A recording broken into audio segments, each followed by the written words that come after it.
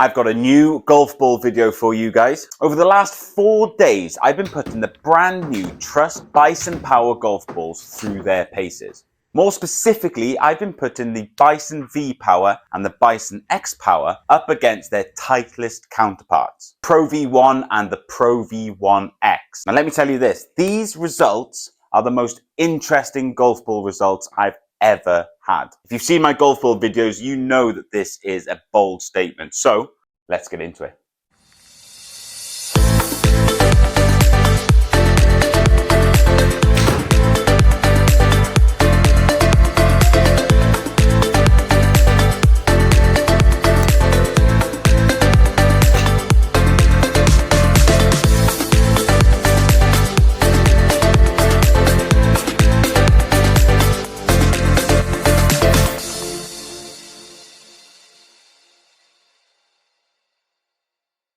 Now, first things first, I want to give a huge shout out to Trust. The amount of, I don't want to say trust, but the amount of confidence that they have in their golf balls is incredible. They know how much depth I go into with my golf ball testing. And they still requested that I put their golf balls up against the Titleist Pro V1 range. That shows some serious confidence. I'm not going to hide the fact that they sent me these golf balls to test, but the fact that they sent them and requested that I put them up against the best golf ball that's ever been made is confidence inspiring, to be honest with you. And why wouldn't they be confident? They've basically made a very similar golf ball to the Pro V1 range. Both the Bison golf balls and the Pro V1s are 3-piece golf balls with a urethane cover. Now that's not uncommon. A lot of golf balls are made that way. But it's how manufacturers sort of blend these elements together that really set them apart from each other. And to be fair, off the club face, there's not much of a difference between these two golf balls. You could argue that the Titleist feels a little bit harder. I've spent 4 days hitting these golf balls and I'd lean towards the Trust golf balls feeling a little bit softer. But to be honest with you, that's basically the only difference I can tell. Let's dive into some results first, shall we? Let's look at the 60-degree lob wedge results. If you haven't seen my golf ball test before, you're going to understand why this test has taken me 4 days to complete. For this test, I hit 30 shots with each golf ball with each golf club, which meant I was hitting 120 golf balls per day. And the controlling factor for all of the clubs was club head speed. So that way I was able to make sure I was comparing the golf balls, not my golf shots. You can't find the difference between two golf balls unless you hit a lot of golf shots. Anyway, let's get into the results. 60-degree wedge. The average club head speed for the testing with the lob wedge was 52 miles per hour. Here are all the carry numbers for all 4 golf balls. So we've got the Pro V1 carrying at 54 yards, the Bison V Power, which is the Pro V1 counterpart, carrying at 49 yards, the Pro V1X at 50 yards, and the Bison X Power at 48 yards. Ball speed wise, we've got the Pro V1 at 55 miles per hour. We've got the V Power at 52 miles per hour, the Pro V1X at 53 miles an hour, and the X Power at 51 miles an hour. Now, there's not a huge amount of difference between the golf balls so far, and other than the fact that the Pro V1 is carrying a little bit further and having a little bit more ball speed, there's a slight chance that maybe I was hitting the Pro V1 just a little bit harder than the other golf balls. But other than that, there's not a huge difference so far, and the lack of difference between these golf balls rears its head in the spin as well. Here are the spin numbers for all 4 golf balls, and you can see that the Pro V1 and the V Power are very similar. 5,400, 5,500 spin is really close. And like I said, I've hit a lot of golf balls for this test, and if there was going to be a difference in these golf balls, it would have reared its head, purely because of the amount of golf balls I'm hitting. The Pro V1X and the X Power are supposed to be spinnier golf balls, and that is evident here as well. So we've got 5,700 basically for both golf balls. And when it comes to descent angle, well, the Titleist golf balls are landing a little bit steeper, which suggests that they're flying a little bit higher, probably stopping just a little bit quicker than the Bison golf balls. But in terms of construction and how these golf balls are put together and how they're made, with the 60-degree wedge results, there's not a huge amount of difference between them. Now, don't get me wrong, I know we weren't hitting the golf ball that hard with the 60-degree wedge, but the fact that the spin numbers are very similar suggests that the covers are just as good as each other. Maybe we'll see a bit more of a difference in the results with the pitching wedge. The average club head speed with the pitching wedge was 81 miles per hour. Now, 81 miles an hour is a full pitching wedge for me, and the carry numbers that we're seeing with the 4 golf balls are exactly what I would expect. We've got the Pro V1 carrying at 133 yards, the V Power exactly the same at 133 yards, the Pro V1 X carrying a little bit less at 131 miles an hour, and the X Power at 132. Did I say miles per hour there? Yards, you know what I meant. You know I meant yards. Again, very similar carry numbers and exactly the type of carry number I would expect with a premium golf ball. Ball speed wise, there is nothing to pick between these 4 golf balls. 101, 101, 100, 101 miles an hour. They're the same speed. And when it comes to spin, there is a little bit of a difference here. The Pro V1 is spinning at 7,535 compared to the V Power at 7,302. I mean, it's not a huge difference, but it's the biggest difference I can tell between these golf balls so far. And I'd argue that that's not a big enough difference to really care about. The edge with regards to stopping power, again, is probably just going to the Pro V1, purely because its descent angle is a little bit higher as well. But when it comes to the Pro V1 X and the X Power, the spin numbers and the descent angle are basically the same. The stopping power and performance of these 4 golf balls are really difficult to differentiate. If you're purely going to show me numbers between these golf balls rather than the names, I wouldn't be able to tell you which one was which. The only way I can tell the difference between these golf balls at the moment is how they look. Now, these golf balls do look very different when you're standing over them. The Trust golf balls have a sort of like pearly white finish compared to the Pro V1 balls, which are a bit more of a matte white finish. Now, it's not necessarily a bad thing, but the Pro V1s do look a little bit more premium.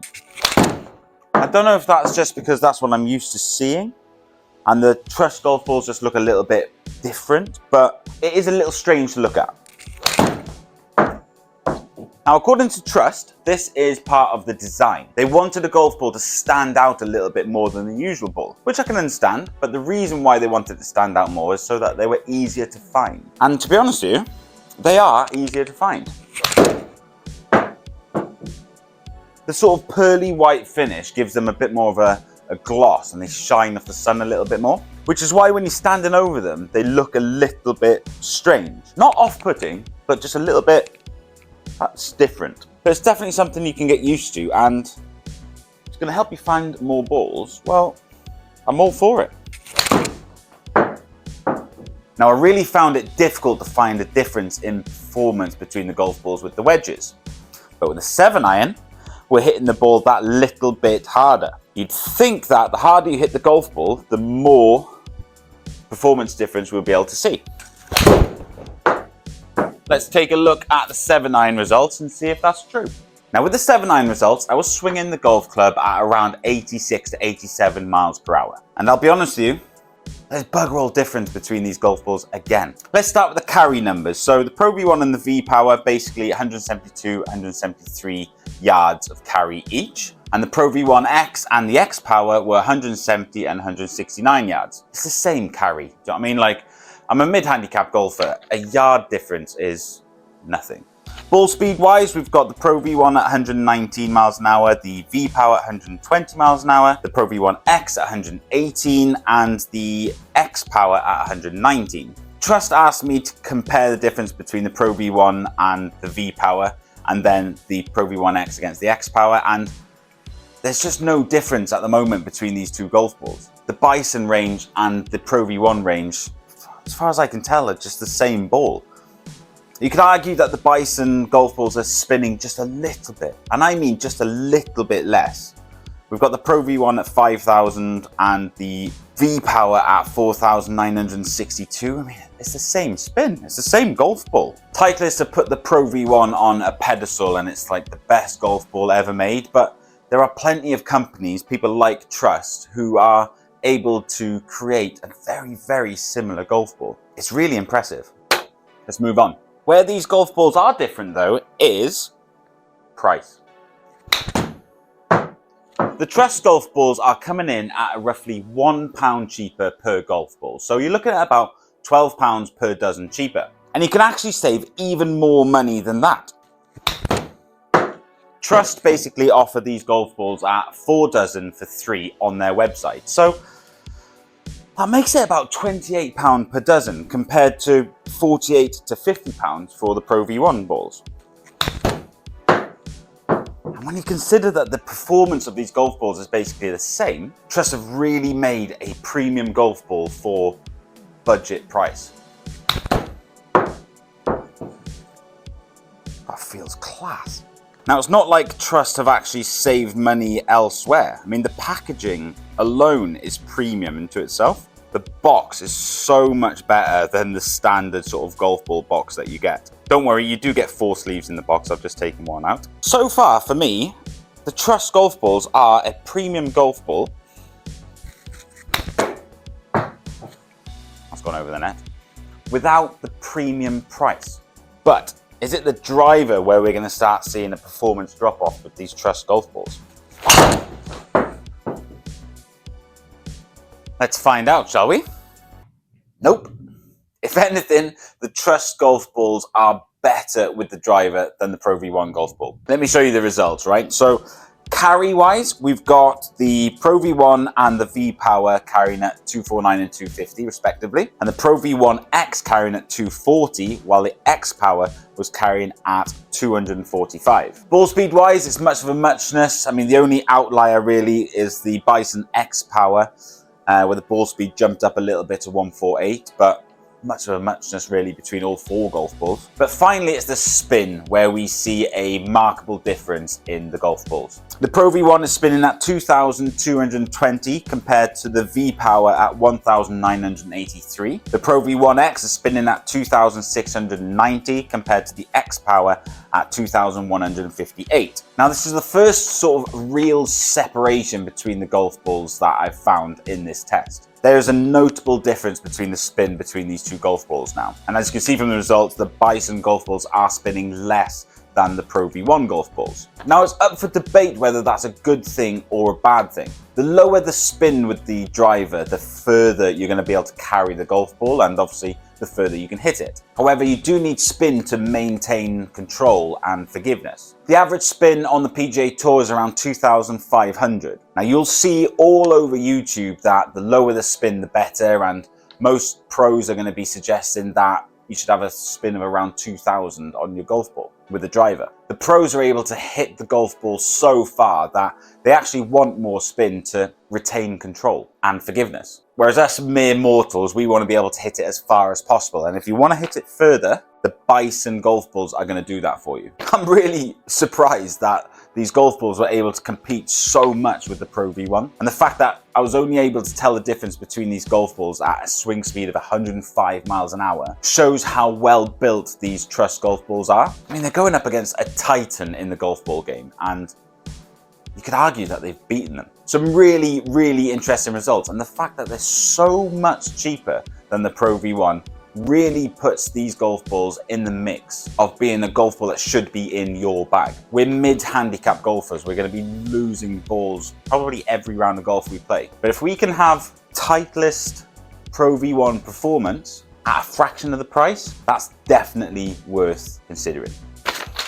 So that's my review of the Trust Bison golf ball range. If you've enjoyed this video, please make sure to like and subscribe to the channel. I'm approaching 1,000 subscribers, and I really could do with your help getting there. So if you're a returning viewer or if you're new to the channel, hit that subscribe button and help me get there. But for now, thanks for taking the time to watch, and I'll see you next week for another video.